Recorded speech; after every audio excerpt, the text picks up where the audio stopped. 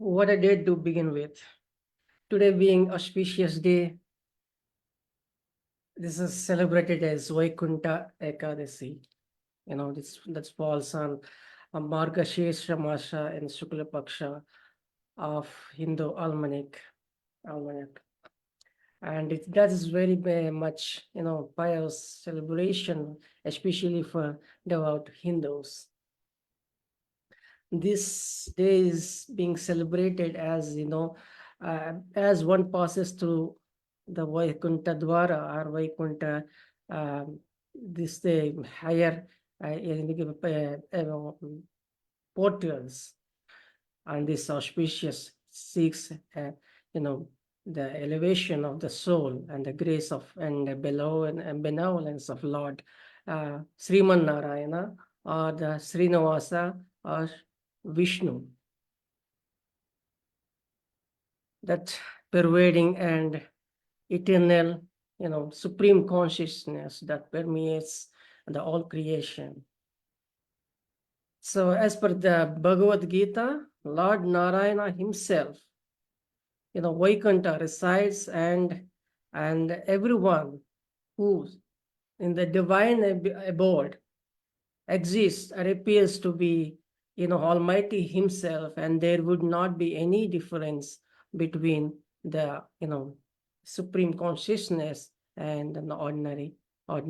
So today being Ekadasi, Vaikunta Ekadasi, we got the opportunity of discussing a book that is extremely based on the philosophy, and of course it is based on Advaita philosophy, one of the schools of Indians, Sanatanic and Hindu philosophies. That is what it is known to be as. So, hello, my dear friends. Welcome to the My Book segment of The Fatal Brands, where poets meet to share their minds. In this segment, we talk and discuss about the books written by poets, authors, be it a story book or a poetry book, be it the first one or the 10th one, no matter what. Our panel members who try to, go through it, delve into it, and try to share their opinion through their discussion and through their reviewing, and about that, the our panel members, respective panel, esteemed panel members would be, try to know the heart and go deep into the heart of the writer or poet or whoever it is, as to know how they develop the concept of writing and the concept of to picking up the particular theme or particular topic or particular poem or particular anything. That is what the thought process that went into the idea of taking the pen or penning down, what inspired them to what prompted them to write the particular thing. So this is something we talk about talk in this segment of my book, where the discussion happens and also lands happens. Today we have very beautiful esteemed panel members as discussed, and also we'll have moderator who is moderating. Her name is Sneha Goel. I'll be introducing. Now we have Lantern Courier, Dr. Roopali Sircar Gaur, Dr. Sneha, Dr. Gargi Saha, and yes, of course, Sneha ma'am. But who will be talking about? Yes, the regaining Unlost. And today's yes, it's the show of the protagonist of the show is who is none other than the writer himself, R M Prabhulinga Shastry. R M Prabhulinga Shastry is a retired government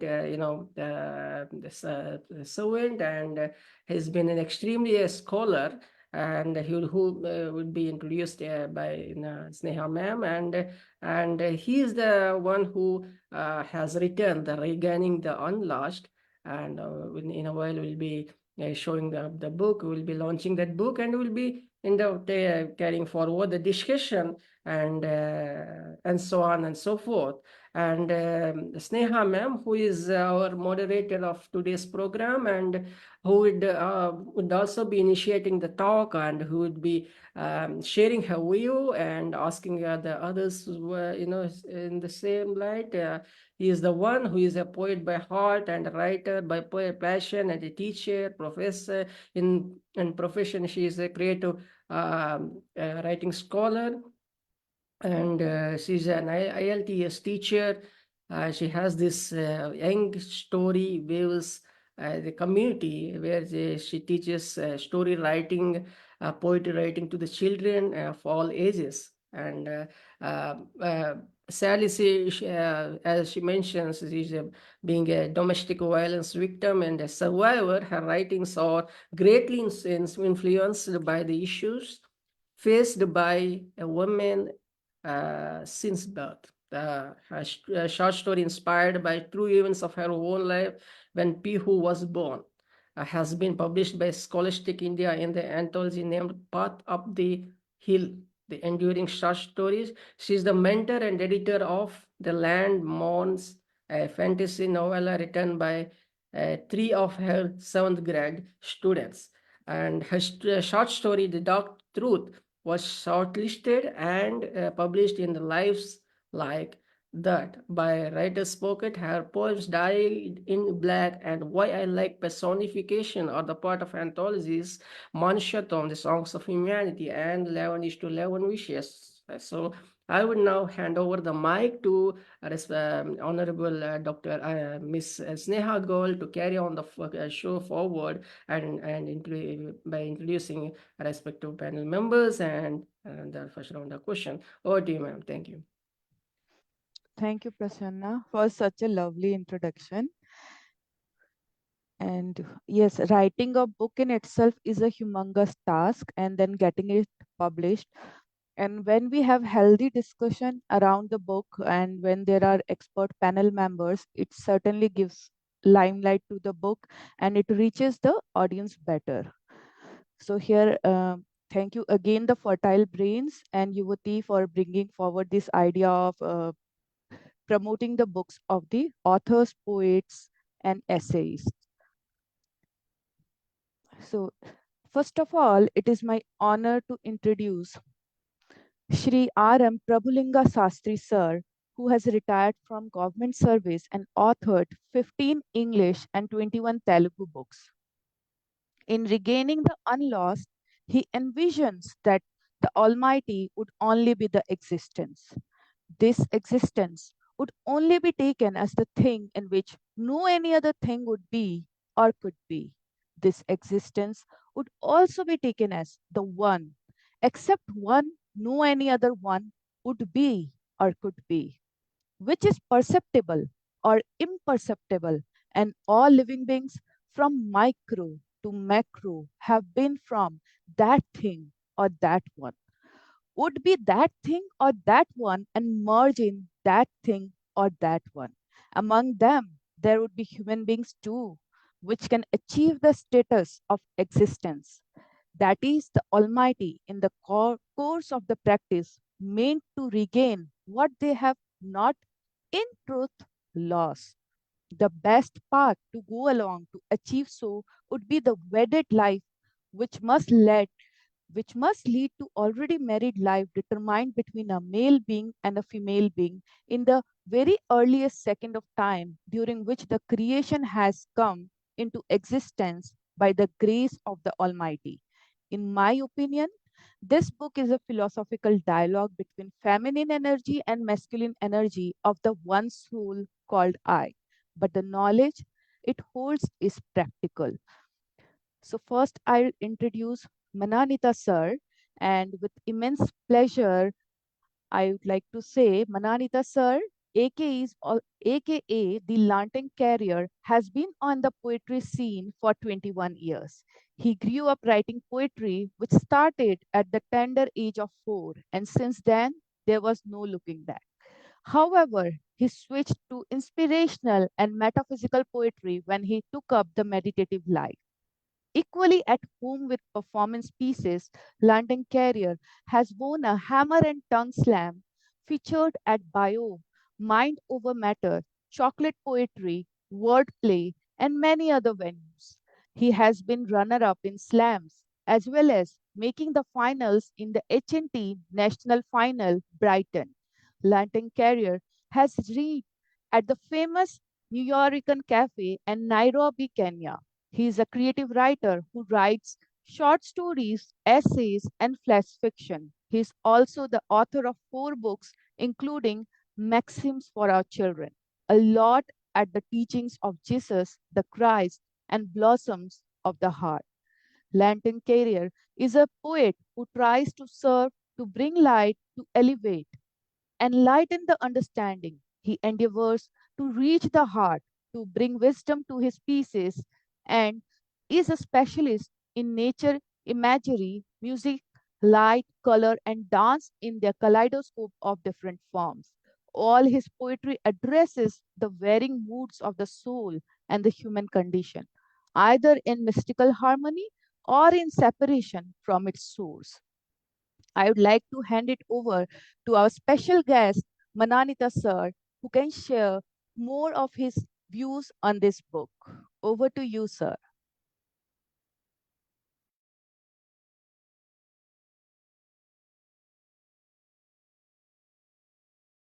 Sir, please unmute yourself. Let's start again. So I said, gratitude, gratitude, Donyabad, Donyabad. Nimita matram, nimita matram, nimita matram bhava savyasachin. I am a mere instrument. Bismillahirrahmanirrahim.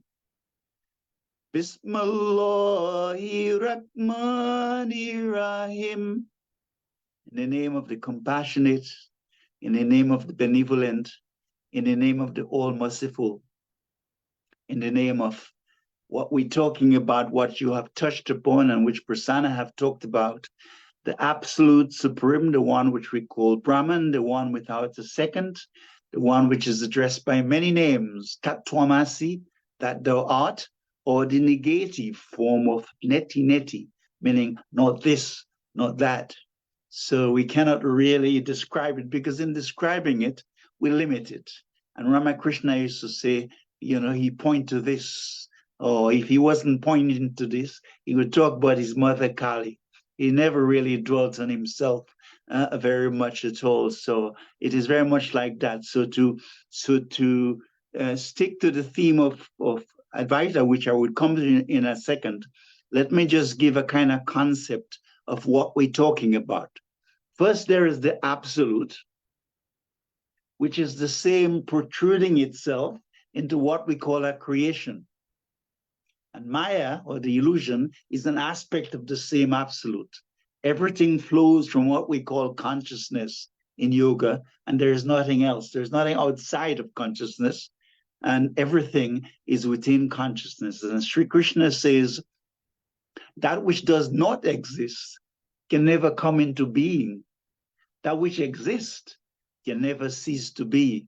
So we're talking about this Brahman consciousness, which seers and sages call by various names, whether we say Allah or whether we say God, which to me can sometimes be a limiting word because we think of it as static, some being in the sky, whereas in fact what we're talking about is the very pulse of being, that continuous flow of what we sometimes call love. All the seers refer to it as love, which is the absolute consciousness, and from this silence and emptiness, that sweet emptiness, flows that projection which we know as a creation, but they're not different. This is the essence of what we're trying to say. It is all one. Now, going into the Advaita philosophy, that's very, very complex because it has been expounded upon in different ways by different people. And there is a Vedanta form of it. And then Sri Shankaracharya expanded on the sage before him. I think he was called Kalipada, who made it so famous when he talked about Advaita philosophy, which is essentially non-dualism, which is the same thing I was saying, that there is only one stream. There isn't a second stream. What I will say about Advaita, in some philosophy of Advaita, they see Maya, meaning the illusion, the fact that we see the phenomenal world and take it to be real, but it is unreal. So they see it in its totality as unreal. That's one aspect. Ramakrishna says no, and my teacher says no. He says everything. He says even Maya itself is a part of Brahman's body. Nothing comes from an empty void. That is how they put it. So Maya itself is an aspect of the one supreme Brahma. So that is a divine ground, a perennial entity from which all comes and flows. It is literally one, there's nothing else. And love, human love, whether it's the addict putting the needle in his arm, people taking drugs, or fast cars, or family life, everything is a longing or a quest for this eternal one. And the jiva, which is the soul, and the atman are essentially one and the same. Now, to go to this gentleman's book, what he called it, Regaining the Unlost, I find it very, very interesting, because we haven't really lost anything in a sense. So regaining is a form of rediscovering our true nature. So unlost means nothing is really lost. We have merely forgotten. It's like there is a jewel within, and you can say, in a sense, it is covered. And it is covered with shadows. And these shadows happen to be what we in yoga call the 5 cardinal vices. And you can add much, much more. The 5 cardinal vices, I won't give you the Sanskrit names, but they are ego, greed, attachment, moha, and anger. You could get into things like insecurity, fear, jealousy, resentments, and so forth. These are byproducts. But the essential 5 begins with the hamkara, which is the ego. And these are the things which create the separation. But in reality, we're not really separate. And the soul is part and parcel of the Supreme Soul. So the jiva is part and parcel of the Paramatman. And I think this is what the Honorable Dr. Shastry and all the honorables in here, which I forgot to mention in the beginning, I pay homage to you all, are alluding to when we talk about Advaita philosophy or non-dualism, the one without a second. And the only thing I'm adding is that Maya itself, which we call illusion, is a part of the plan. So the body, it is the body of Brahman. And without it, nothing exists. It is a divine lila, really. It's a game being played, but a divine game. And everything is an aspect of the game, including the war, by the way, which is going on right now. There's nothing outside of Brahman. So I will stop at that for the time being. I would just like to share that Shankara expounded upon the philosophy a great deal. And in the days when he had Mandana Mishra and Kalivad and all the other guys, you see, life itself, creation itself, or the absolute itself, is movement. It's movement. So there was a time when this intellectual and the scholarly approach was awesome, and everyone would discuss. My teacher didn't like it, actually, because in the 4 major forms of yoga as expounded by Sri Krishna, we follow the bhakti path, like Ramakrishna, like my teacher, like the Christ. It's all about love, surrender, and devotion. We don't like to get into the mind. It's too scholarly.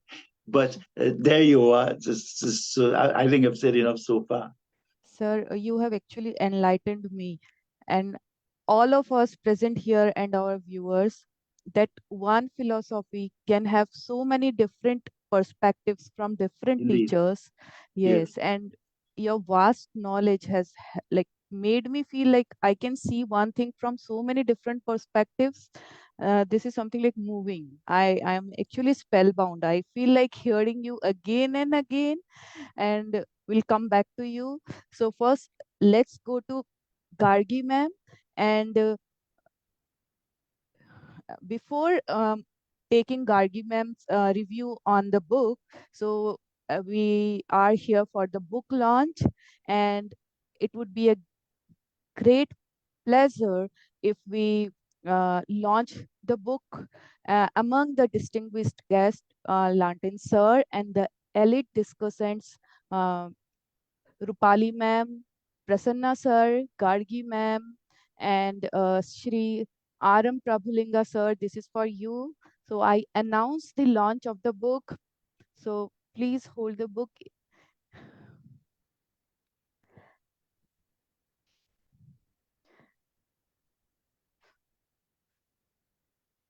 It's a joyous moment.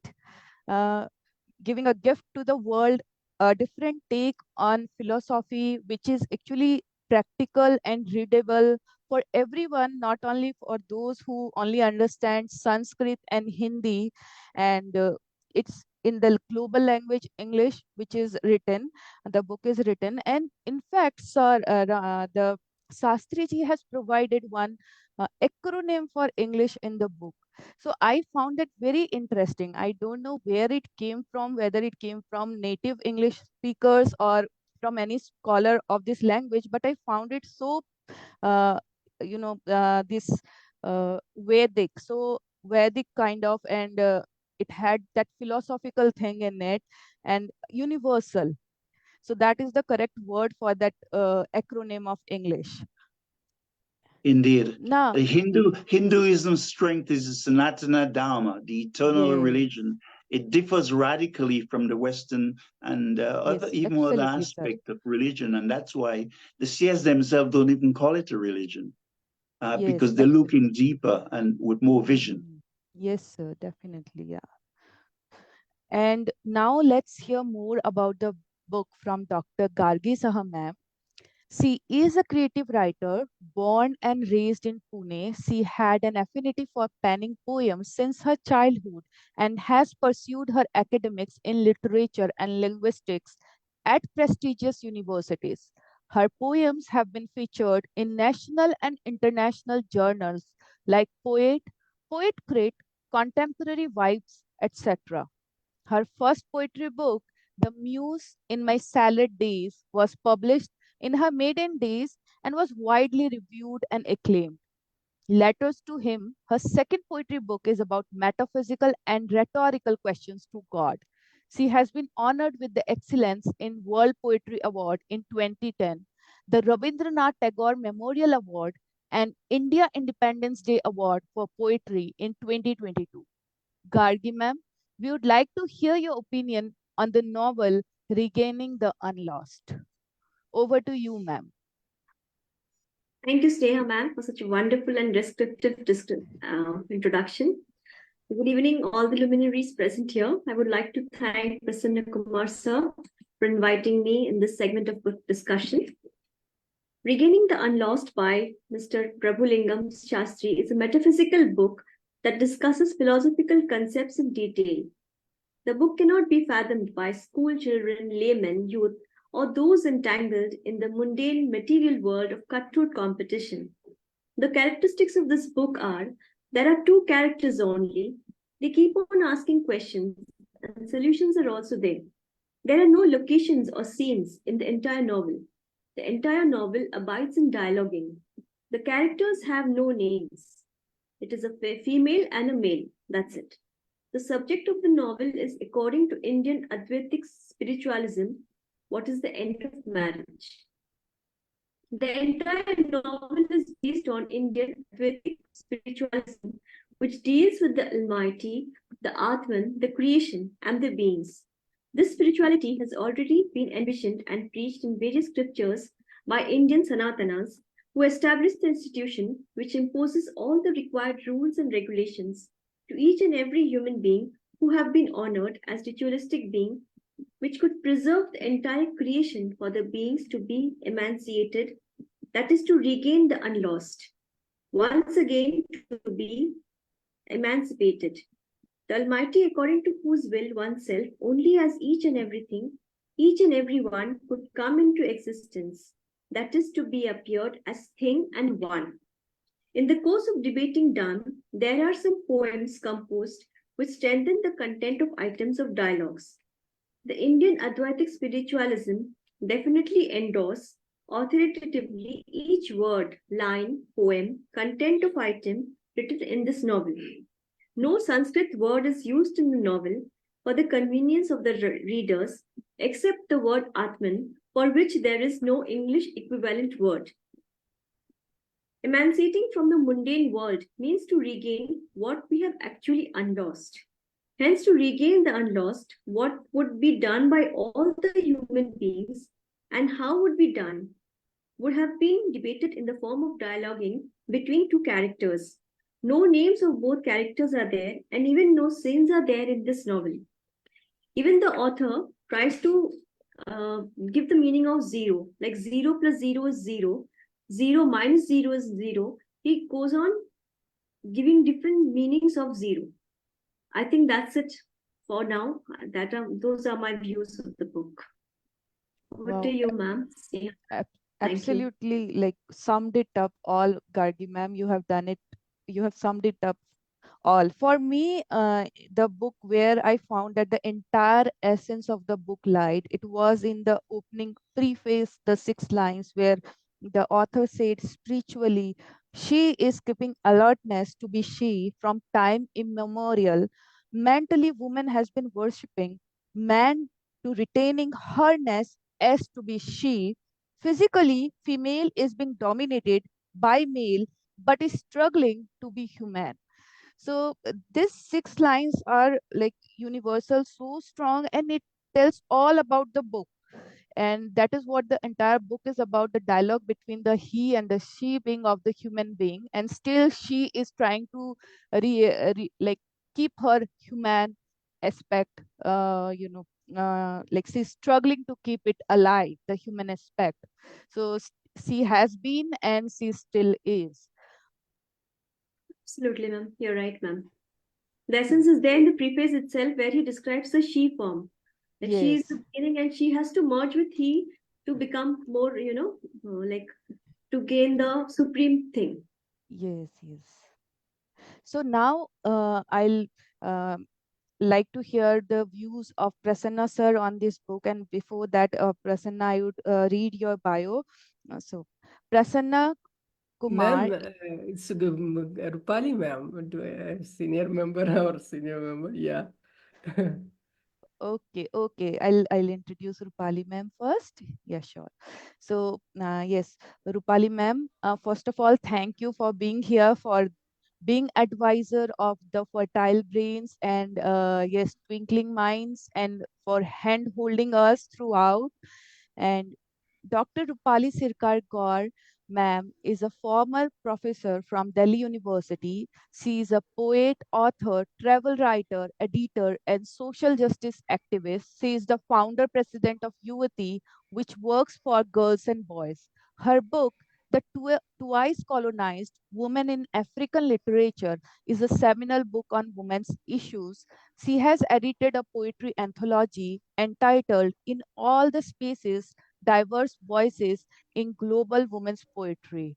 So, yes, this is a very short bio, ma'am, I know, but now I would actually want to hear your opinion on this novel. So, I have kept the bio very short because if I keep on going, I think it is going to take entire half an hour. Thank you so much for the introduction. And yes, our bios should always be short. It's today it is Prabhulinga Shastry, his book, Regaining the Unlost Novel. Uh, it's not an easy book to read. I have to confess that. I'm not going to pretend to be very knowledgeable, and therefore I can speak about it because it's highly philosophical. It has a structure, as Gargi said, of two people whose names we do not know. It's a man and a woman. It's some sort of an ardhanarishwar sort of situation, and it questions uh, it questions dualism. It calls for it because Advaita philosophy, as our dear Lantern Carrier has told us, with such so beautifully has explained that the dualness in the world, where we look at God is one person and we are another person, but here it is one. There are some lines in a Hindi song which says that मैं ही मुसाफिर मैं ही मंजिल मैं ही सफर हूँ, and शिवो हम शिवो स्वरूप हम, so we are, there is no separateness between male and female, and all problems and difficulties arise out of that. So the book actually makes an effort, a very strong effort, to try and put across, and it's so difficult to do that in the English language, and then to an audience that is not very familiar with the with the deep questionings of Hindu philosophy. But I have this ability, the other day, just I think 2 days ago, we heard about, Malika Sengupta, the famous Bengali feminist poet, and she has, in her book Sheshta Kavita, which Lopa Banerjee has translated, she mentions a poem called Wish. Wish is poison, and there it is the nuptial night, and the man and the woman, they are in bed and in the nuptial bed, and you know uh, the sexuality that is going to be happening there, she talks about it in a very mystic manner. It is not, because the Victorian way of looking at sexuality is different. The way we Indians philosophy looks at it, if you go to our temples, the walls outside the temple have a lot of uh, you know uh, drawings and sculptures, and we sometimes do not understand what it is. But somewhere deep down, it is all about questioning. I think in the end, we are just questioning. So I found that there was a commonness, because Shastri ji also has a poem.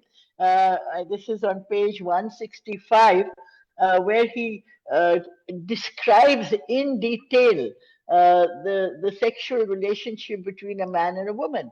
Now, creation, all of creation, can only come out of this relationship. No matter how much we may deny it, no matter how much we may, give it an ugly name, because he talks about that also, about ugliness, the questioning of it. The real creation takes place only when the sexual act takes place. And I live in a house where I have a huge garden and a lot of trees, and I see the birds, the squirrels, everything, all of nature can can only create through the coming together of the male and the female. So he looks at it very deeply in a very mystical, very religious manner. He looks at this relationship between male and female as a this thing. And I want to end my talk, because I really cannot claim to have a background like Lantern Carrier has. And even Prasanna, for example, he has read more spiritual books and religious books than I have. But this is from Ralph Waldo Emerson, who's a renowned American poet, and the poem is called Brahma. If the red slayer thinks he slays, or if the slain thinks he is slain, they know not well the subtle ways I keep and pass and turn again. Far or forgot, to me is near. Shadow and sunlight are the same. The vanished gods to me appear, and one to me are shame and fame. They reckon ill who have me out. When me they fly, I am the wings. I am the doubter, I am the doubt. I am the hymn that the Brahmin sings. The strong gods pine for my abode, and pine in vain the sacred seven. But thou, meek lover of the good, find me and turn thy back on heaven. So even in the Bhagavad Gita, you have, that Virat Roop, in which Lord Krishna opens his mouth and he shows Arjuna that everything has already happened. It has already happened. We are only in this world of Maya, where we think that we are doing something, but it has already happened. Okay. So thank you so much. And I think it's a wonderful book. And I'm so glad, Prasanna, that we have decided to launch this book through the Fertile Brains. And we have not only brought it to the public, we have brought it to ourselves. We have brought so much of learning and understanding, and we have understood deeply the meaning of what is to be one. There is only one, there is no two, Yeah. and that is the Advaita philosophy. Thank you so much. Indeed, Dr. Roopali, and I like that last thing what you're saying, that which is supported by so many of the seers who have realized the oneness with the divine. That is to say that Brahman is the only doer. My teacher used to say there is a stage where you might think, 30% is self-effort and 70% is God's grace. Then you get to 50% is self. Then you get to 10% is, and so forth, until you begin to realize, you grow high enough to realize that 100% is even the self-effort is an act of grace. Yes. Yeah. So Brahman is the only doer. Yeah. But we have to grow to it. There's a beautiful story of Tralanga Swami and his disciple, and he was quoted as saying, I am Shiva. He loves saying, I am Shiva. So the disciple started saying, I am Shiva. And one day he walked past, Tralanga Swami walked past a boiling pot of lead, and he just picked up the pot and he drank half of it down. And he looked at the disciple and he says, here, do the same. And the disciple realized immediately that he couldn't do it, but he became enlightened because although you are in fact God, you have to rise to the experience of being God. Yes. Yeah, embodiment is crucial. Amazing, sir. Your each small stories, they enlighten us. And yes, Rupali ma'am, you said it very well that this book teaches us a lot. Like, I would like to particularly tell that I had something about a philosophy which has been expressed very clearly in page 22, chapter 4 of this book. So it says that the desire to feminine energy who wants to retain her omnipresence while immersing in the world. So, this desire has been negated by the masculine energy. He says it clearly because there is no span of time between cherishing illusion and immersing in it. So, like, you cannot think that you can retain your omnipresence while you are immersing in it. So while immersing in the world, so even cherishing in our mind, we are just immersing. There is no difference between that.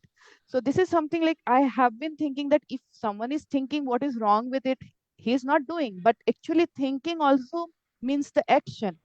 So this has been very clearly, and there are many other small things which has been cleared so beautifully in this book. So I think this is not just a philosophical book, this is a practical book. It's a guide. Yeah, indeed.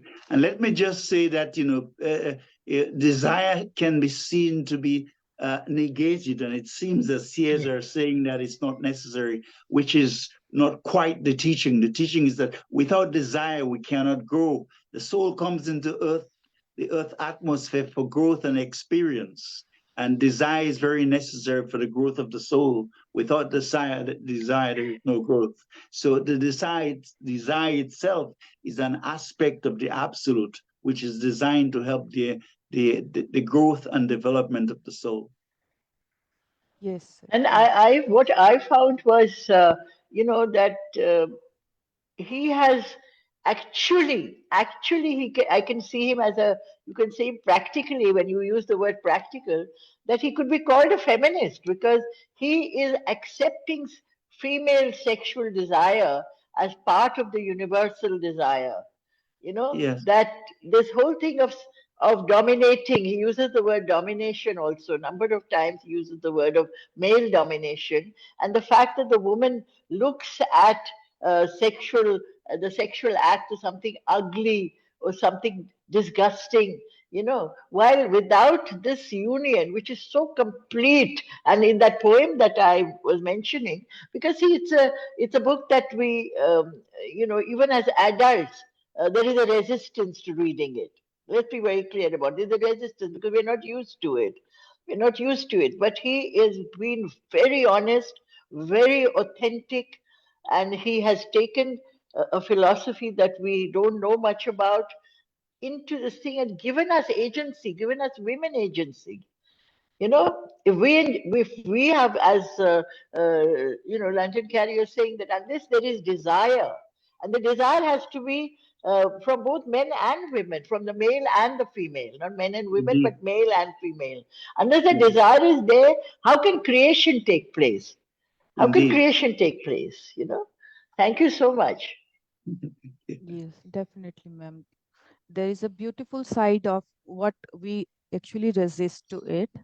So, Sh- Shalini ma'am was part of our discussant, is a part of our discussant, but she could not be present due to some personal issues. So, here is her bio.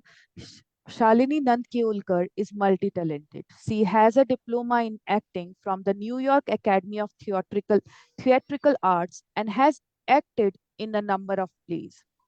She studied English literature and philosophy and has a degree in business management. She is a gifted singer and has a music album of bhajans called Arpanam. She enjoys writing poetry. Her poems are exquisite, full of beautiful imagery and dripping with wisdom. Her poems have been published in literary journals, various magazines, and a few anthologies. She is a Reiki master, a committed seeker on the path of deep surrender.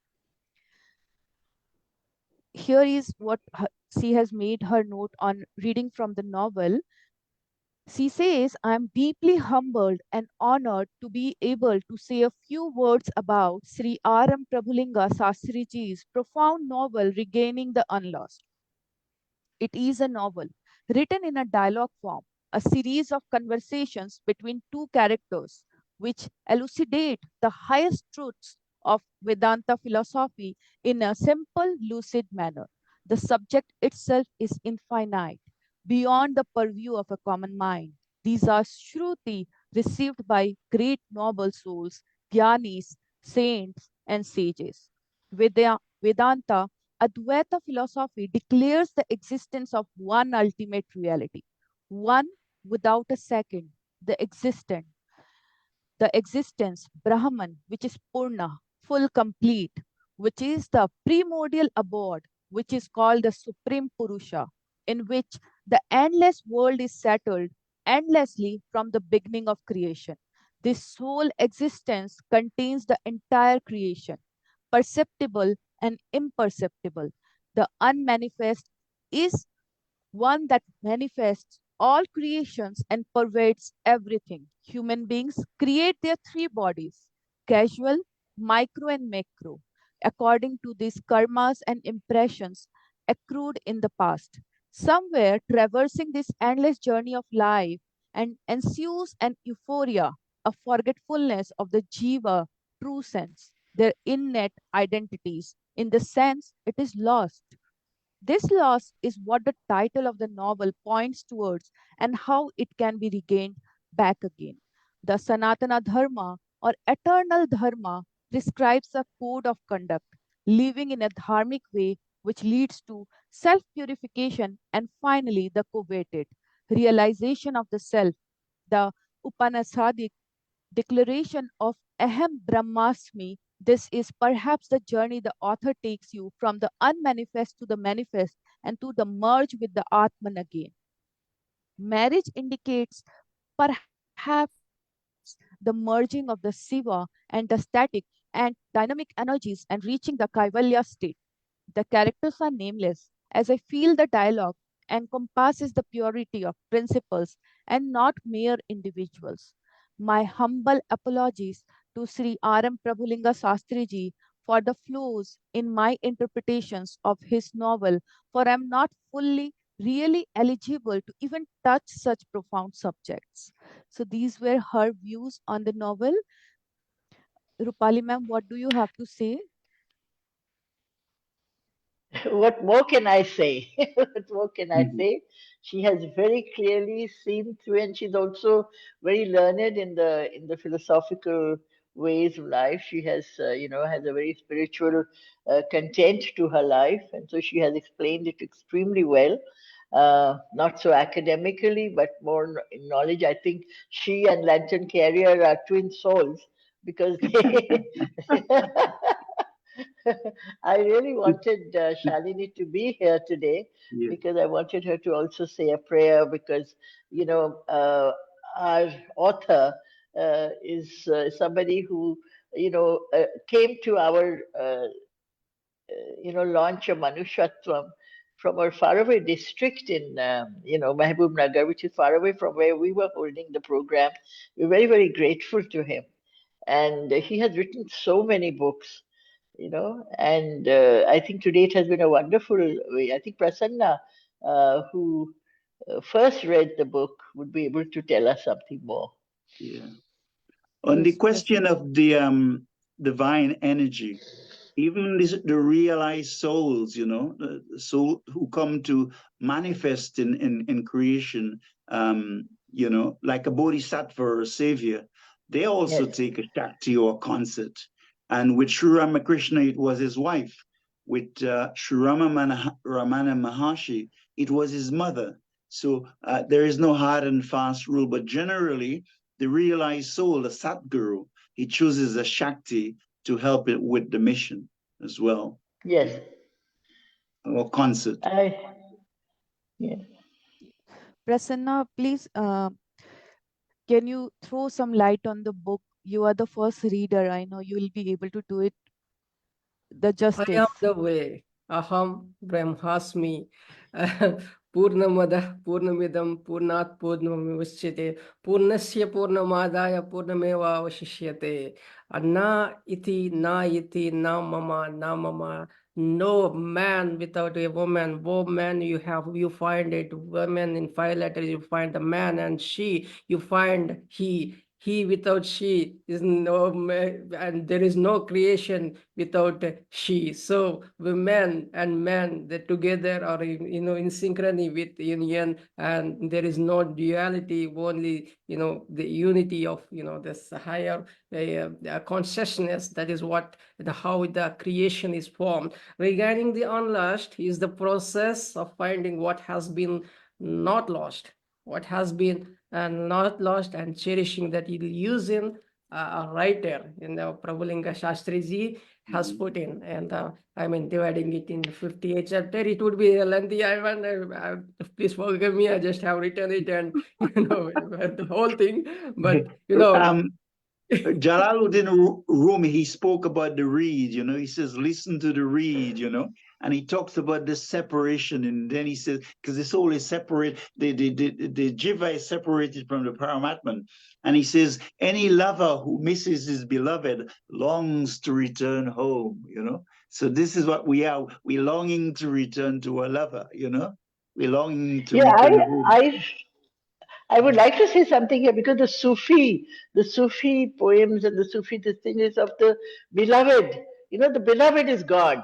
God is Yes. the beloved, and this, Yes. this constant search. We think some man is going to satisfy our longing, or some woman is going to satisfy me. No, that search is for God. It is for the Indeed. Godhead. The Atma searching for the Paramatma. That is it. Yes, Prasanna, go the ahead. ultimate truth. Remarkable. If you remove the soul, if you remove the I, how could you differentiate between the male and female?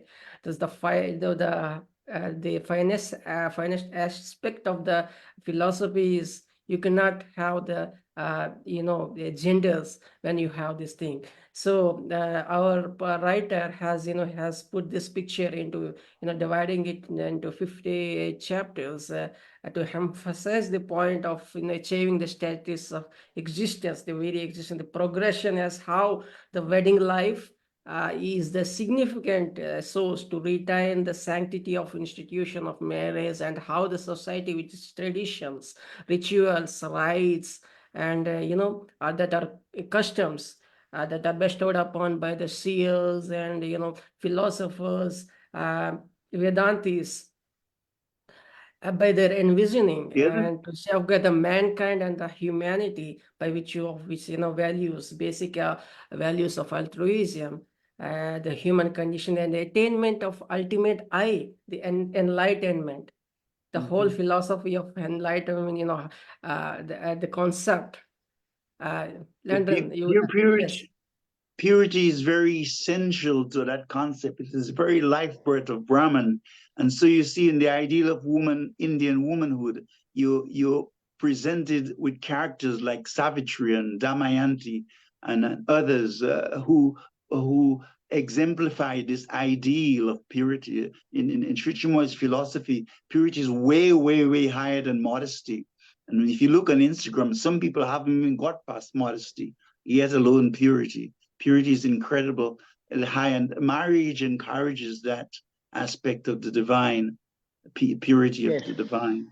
I would like to add to Prasanna sir's, like he says that soul is invisible, you cannot see the soul, And in the Hindu philosophies, Lord Sri Krishna says, just do your karma, don't look at the fruits. The way you behave in your life, everything will be accrued in your present, in your second life, As soon as a person dies, says the soul transmigrates and goes somewhere no one can see that where it goes and what happens. Like sometimes different questions come in the mind. Why am I born in a rich family or a poor family, vice versa?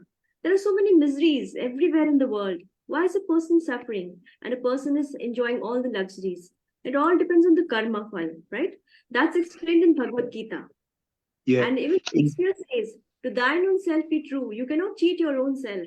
Today, if you've done some crime, you can tell everyone, yes, I have done nothing. But how can you cheat yourself? Someone is sitting inside. That is the Atman, You cannot cheat your own self. To thine own self be true. Shakespeare said that.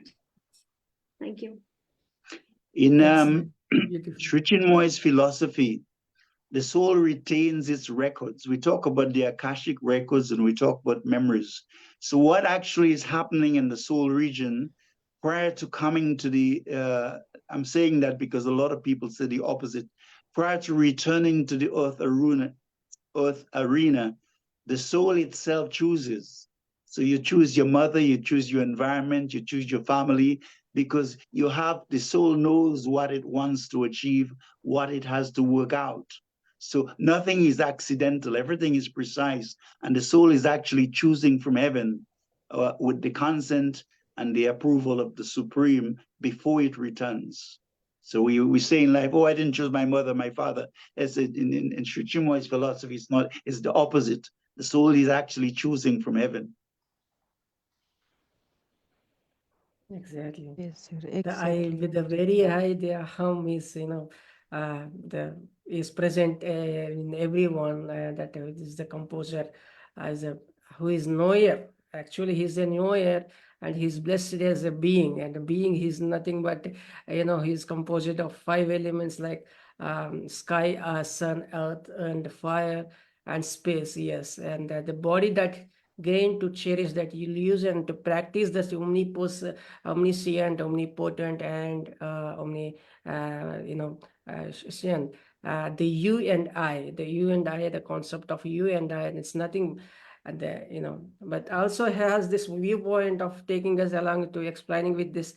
I like the idea of develop the progression, the how he explained the theory, and he tried to put his view by using and explaining in detail the it's like basic terms of rationalism, reason, what is practice, and how he built the characterization, or nothing but only I and you, dialogue within, which is very much unique. When it comes to book, the writer makes the things easy to understand deftly, and that deals with the Advaita concept. The concept is basically in Advaita schools of Indian philosophy, and the Atma, which is nothing but a microform of soul, and mind is nothing but a macroform of the soul, and the manifestation of the things, the education which is required, and that is already existing, the kind of the existence, and these things that he very much well put, and for being to achieve this, the knowledge that already has been existing, and the manifestation, the process, the the kind of the struggle, and whatever it is, the willingness, everything he is given. It's a very commendable job that he has done. And every eye that is the visualizing and envisioning the eye and the truth which is never has which has no beginning nor ending. The truth with the mind and word and the action that plays a key, the key role in experiencing the existence and the process of regaining the unlost and the reuniting, retaining the illusion.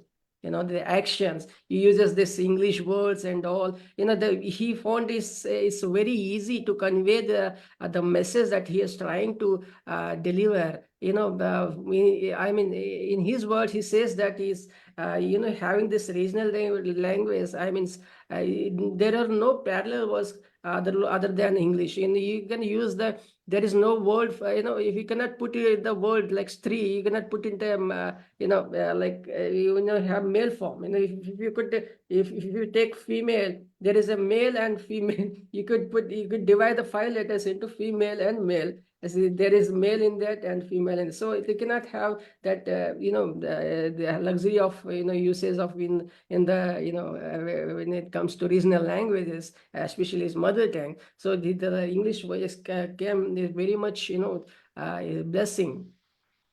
And the being without a doing, he emphasizes the fact that being without doing and doing could not be imagined. Without doing, nothing can he could not achieve, and doing cannot be happened without a being. So that is a cause and effect relationship.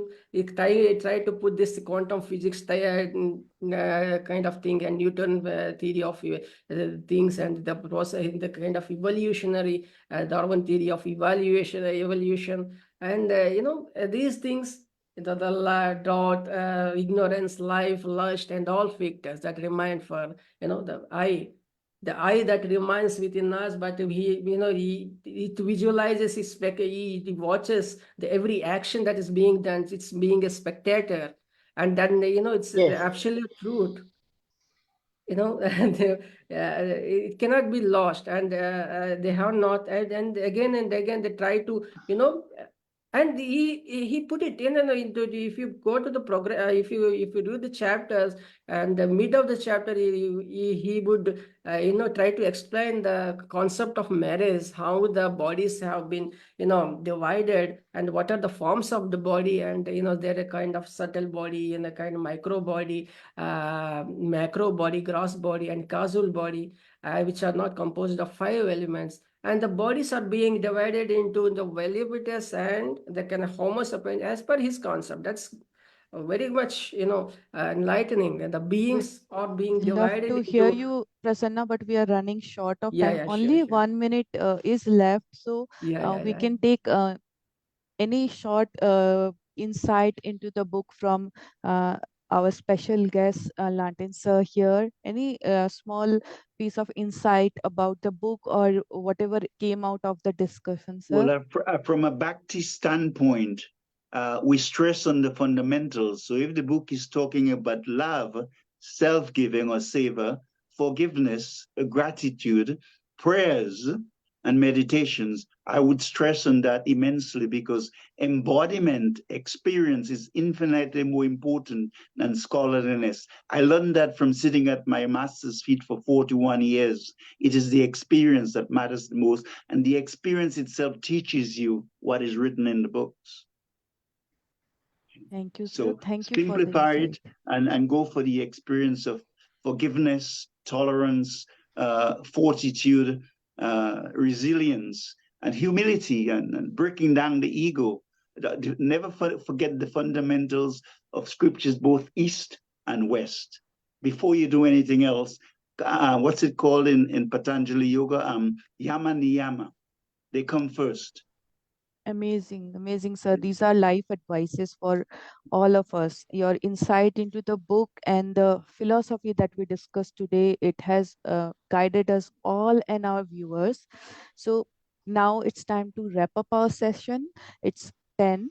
Uh, so I want to thank everyone and congratulate Sri R M Prabhulinga Shastry sir and the fertile brains on the successful launch of the novel Regaining the Unlost, a gift to the mankind. Thank you, London sir, Gargi ma'am, Roopali ma'am, Prasanna sir, and Shalini ma'am for sharing your views and time today. We finish Ma'am, here. ma'am, I have final word, to sum the in the whole concept of the Sure, thing. I sure, couldn't, sure. I haven't finished the thing up. Yes, sure, sure. So the thing is, to sum the whole concept is to how one can use their bodies and bestowed upon by the, Almighty in male or female form. By the very institution of marriage, a sanctioned form, thing and pious and spiritual relationship, how one could attain the I, the Almighty of creation, and the existence and becoming one with the I. The I is the ultimate truth and the perceptible yet imperceptible, perceptible, the omnipresent, omniscient, and omnipotent, the pervading spirit. That's it.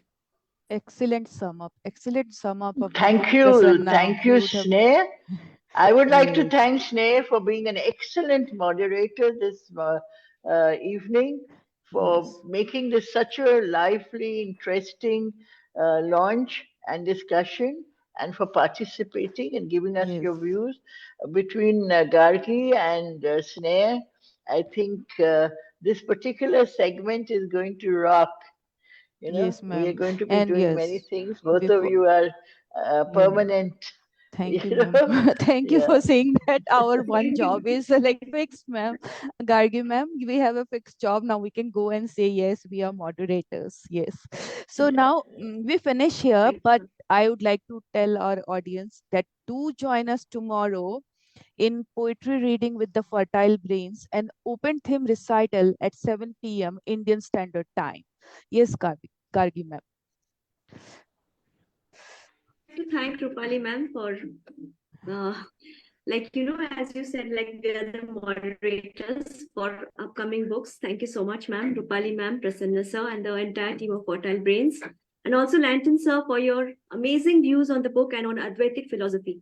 You are an abundance of knowledge. Thank you for guiding us always with your shining light. Thank you, sir.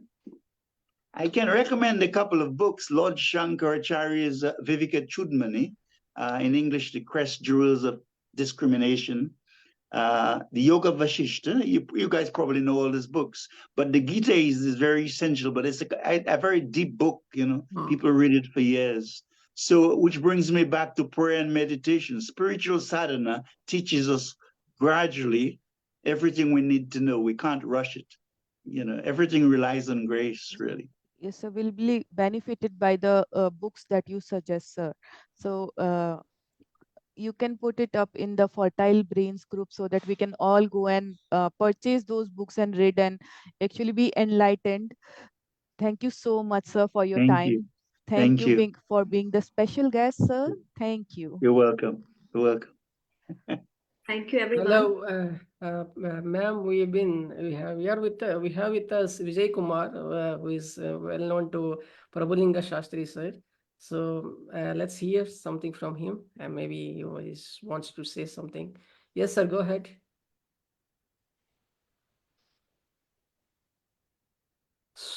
Sorry, this is not a part of our this thing Sir, program, but